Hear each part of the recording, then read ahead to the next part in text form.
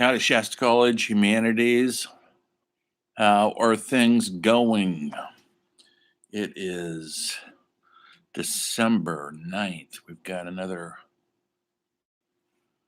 week of school, and that's it. Or so. The 17th. Today I'm just going to I'm not going to talk about anything besides the assignments.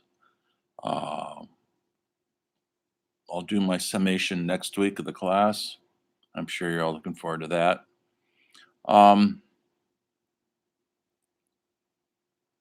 Okay, I've assigned all the assignments. They're all assigned.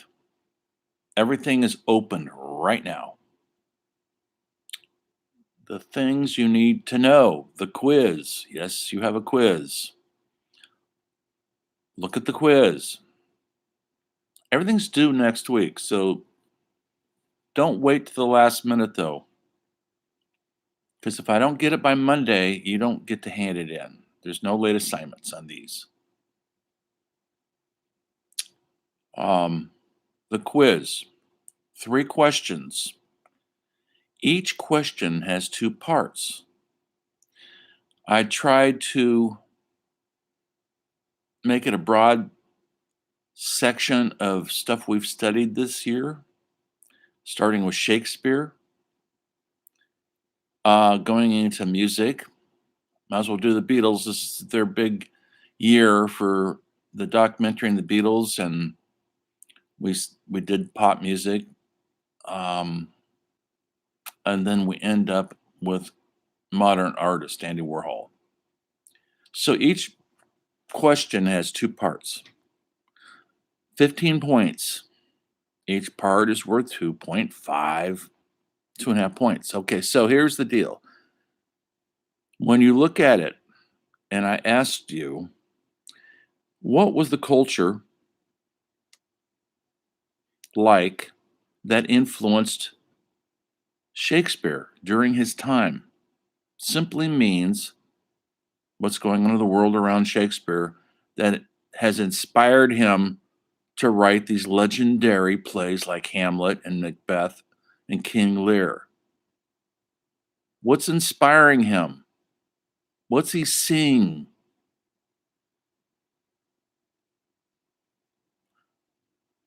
Part 2 is, how did Shakespeare shape the culture?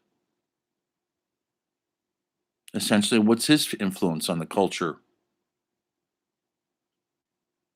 And explain each of those. Take your time on it. Don't shortcut it. Explain it. Take a couple sentences. There's no minimum, maximum, nothing. You need to explain each of those to where it makes sense, and then move on to the second question. Same question with the Beatles. What was going on in the culture, in the world, politics, global everything in 1964 when the Beatles burst on the scene? What influenced the Beatles?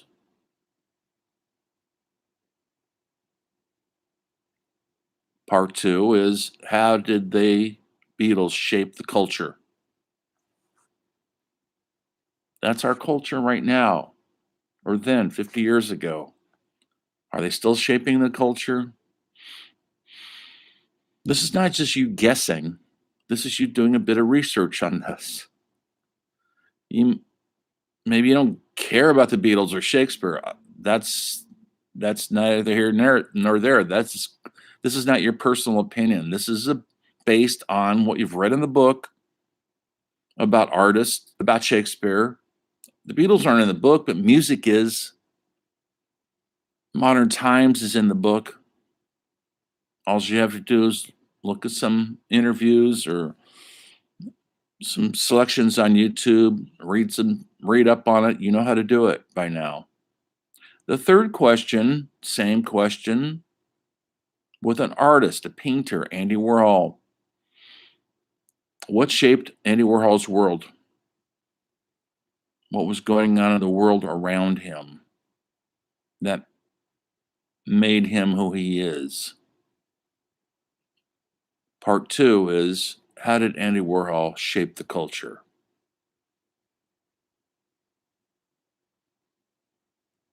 Explain as much as you need to make me understand that you understand how he did shape the culture. That's the quiz. 15 points. Okay, thing is get it in. No excuses for not getting it in. I'm getting some people saying they don't watch these lectures. Sorry, that's you're bad. Everything is here in the lectures and in the reading, the assignments. None of this should come as a surprise.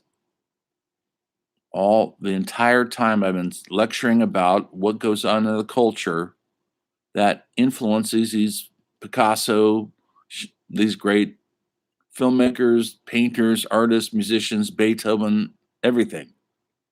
And then how do they shape the culture later? Because this is a humanities class, we're trying to get the humanities angle to it, not just their personal history, but our history with them. Okay? That's the quiz. I took away I decided not to do a final research paper with 20 points. This is too much this late in the game. So it's just another essay. So you have to do, yes, another essay, the last one, worth 10 points, just like the rest of them. Same deal. Critically analyze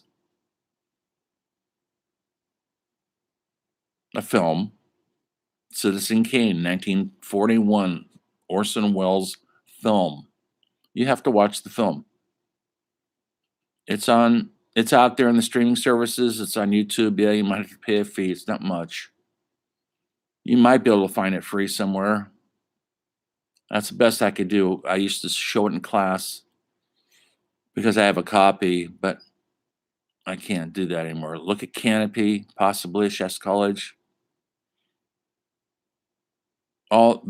That's free to you guys.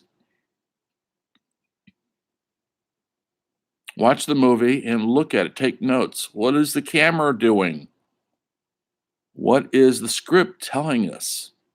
What are the actors? How are they performing in your critical eye? Not, I don't like it or dislike it. I don't want that. I don't want your opinion. I want your critical analysis on why this film mattered, how it changed the course of film history. Yes, it did. And I don't want anybody to tell me or write that it's in black and white. I know. That's not an issue. They wanted to do in black and white. Move on from your distaste or your confusion about black and white. Look at the film as art. And one of the most creative endeavors, collective creative, because you can't do a movie like that by yourself. It takes a lot of people. So look at the photography. Greg Toland, the great cinematographer, and was inventing camera shots that never been seen before in that movie. Can you spot them? You don't need to be a movie expert to look at a movie in this way. You don't need to know the terminology. But when I say look at the camera work, well, is it effective? What do you think it's trying to convey? Look at the themes. What is themes of Citizen Kane? There are many. I'm going to give you one right now, the theme of power. Wealthy power. That's a great theme. But now you have to come up with your own themes in the movie because there's a lot of themes that are there. Look at the direction. Orson Welles was 25 years old when he directed that. You'll have to do some research on it to maybe fully understand how brilliant it is. I'm not going to say was because it's still brilliant. And it was a game changer for the times. Over 80 years old now. And then there's one thing I want you all to try to address. It's in the assignment. You'll see it. Rosebud. What does it represent? What does it mean? What's the meaning of rosebud? And you're not going to understand this yet until you watch the movie. And I'm not talking about what is rosebud, but I'm talking about what is the meaning behind rosebud. You have to address that. If it's not in there, you lose some points. Everybody has to address that. It's the main mystery of the film. What does it mean? Music, lighting. You know what a movie looks like. You know what it makes you feel like. Well, look at this movie and try to understand. You're in a movie theater. You're your age right now in 1941, 42, and you're watching this movie in a movie theater.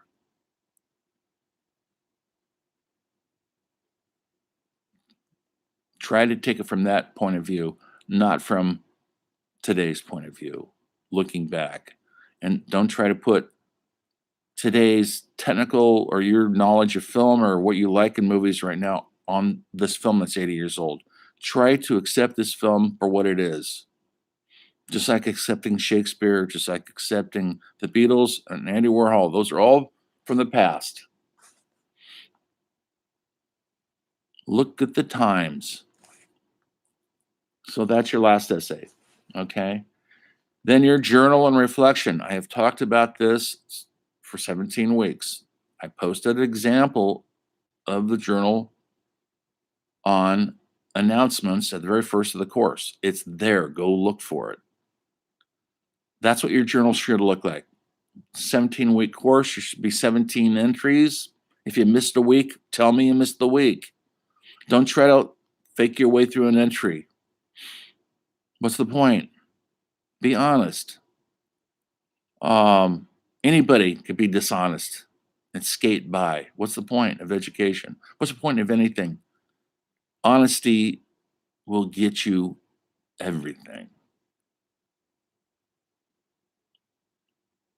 And if you missed the assignment or you missed something, just say, I missed it.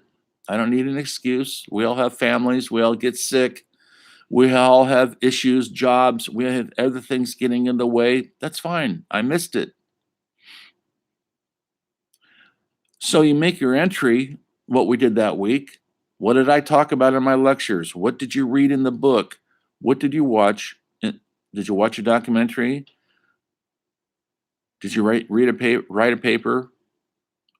I want you to, it's like a diary entry. And then not just tell me what we did that week or what you did that week, but also reflect on it. Just a sentence or two, what you got out of it. Yes, I understood Shakespeare better than ever. I was never understood it in high school. It was too complicated. But Mr. Professor Thompson is such an awesome professor. He made me understand it. And now I'm passionate and I'm reading Shakespeare for fun every day. That would be an awesome thing to say, by the way. So that's what I'm looking for in the journal. All handed in on Canvas. The due dates are on there right now. Everything's open right now. Just get this stuff in.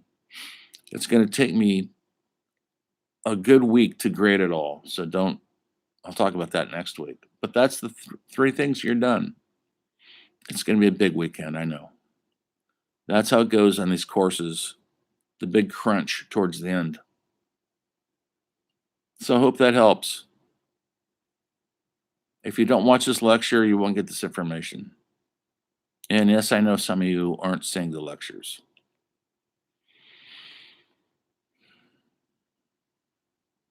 Which is too bad. Okay, so then that's it. That's all I'm going to talk about tonight. I just want you to know that you can get a hold of me. You know how to get a hold of me through my phone, text me, email me if you're having issues or trouble. Let me know what's going on and I'll help you through this stuff. That's it. That's all the assignments. That's all I'm going to talk about tonight. It is Thursday. It's very cold out. It's supposed to snow in a couple days. At least my phone says so. Although it's very clear and quite beautiful today. I know Christmas is coming. I hope you've been good. You don't have a coal in your stock, uh, some coal in your stocking. I expect coal in my stocking. That's it. We'll sum it up next week. Hope you guys enjoy the weekend. I know you got a lot of work to do. Get to it. I'll see you next time.